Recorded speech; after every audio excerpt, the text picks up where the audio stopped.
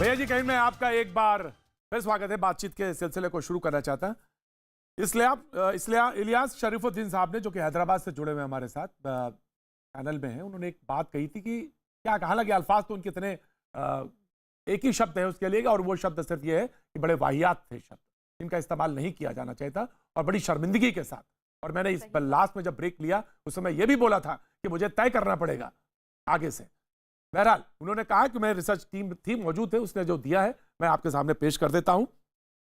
30 जनवरी को, इलियास साहब सुनिएगा, 30 जनवरी को यह केस रिपोर्ट हुआ केरला में। 3 फरवरी को ग्रुप ऑफ मिनिस्टर्स की बैठक हुई जिसमें केरला का इशू को डिस्कस हुआ। WHO ने 30 जनवरी से लड़ाई का ऐलान किया था। 7 मार्च को प्रधानमंत्री ने भी बैठक ली।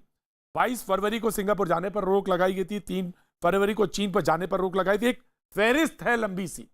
और उसके अलावा मैं एक बात कहना चाहता हूं, जिस जगह पे, जिस मुहाने पे मुल्क खड़ा है हेल्थ इमरजेंसी पे, वहां पे हम ये भाषा का इस्तेमाल करेंगे, ये अल्फाज इस्तेमाल करेंगे। जी मैं जाना चाहता हूं सैयद असीम वकार साहब के पास, लखनऊ। जी जनाब आली।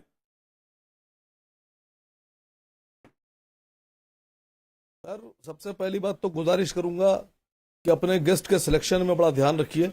जी साहब बिल्कुल, मैं मानता हूं। अच्छा नहीं है सर। जी हुजूर, जी बिल्कुल मैं मानता हूं, इससे जो बिल्कुल मानता हूं। सर मैं प्रतीक भाई, मैं मजम्मत करता हूं सबसे पहले जो अल्फाज इस्तेमाल हुए। दूसरी बात, हमारा देश बहुत संकट की घड़ी में है। हमारा देश ही नहीं, पूरी दुनिया संकट की घड़ी में है इस वक्त। और इस वक्त जो राजनीतिक विद्वेष है इसको भुलाकर काम करना है। सरकार के साथ कंधे से कंधा मिला के चलना है। जी सरकार जो भी गाइडलाइन जारी करती है उस पर पूरी तरीके से अमल करना है। सरकार जिम्मेदार है मुल्क की, सरकार जिम्मेदार है नागरिकों की जान की। सवाल पूछिए मैं ना भारत उनसे। सरकार की गाइडलाइन को सवाल मानने के पूछिए, लिए बिल्कुल सरकार से बाध्य सवाल हूं और पूछिए। बाकियों से भी कहता हूं।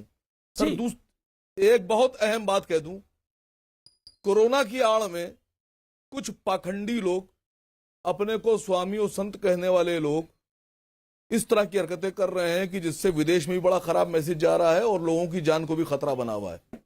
कोरोना की आड़ में लोग गोमूत्र पिलाए दे रहे हैं, गोबर खिलाए दे रहे हैं, गोबर में नहलाए दे रहे हैं, गोबर मुंह पे लगवाए दे रहे हैं। सर मैं गुजारिश करूंगा भारत सरकार से, खासकर प्रधानमंत्री जी से, कि अपने 8 बजे के भाषण में वो एक गाइडलाइन जरूर जारी करें कि ये गोमूत्र और गोबर जो खिलाया जा रहा है ये कितना हानिकारक है या फायदेमंद है। जो भी करिए आप, लेकिन इसकी गाइडलाइन जरूर जारी होना चाहिए।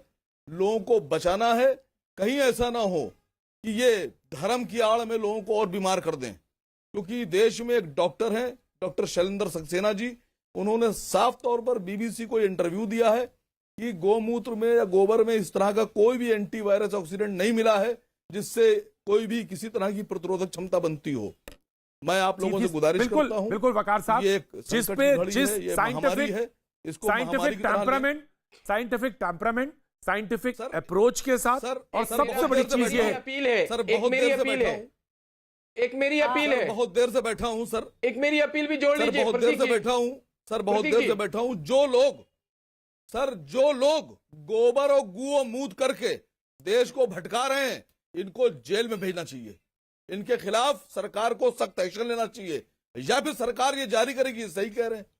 और अगर मैं आज एक गुजारिश करना चाहता हूं, मैंने कभी नहीं किया, मानती है, मैंने कभी नहीं किया, मानती है कोरोना वायरस में, इनके खिलाफ एक्शन ले।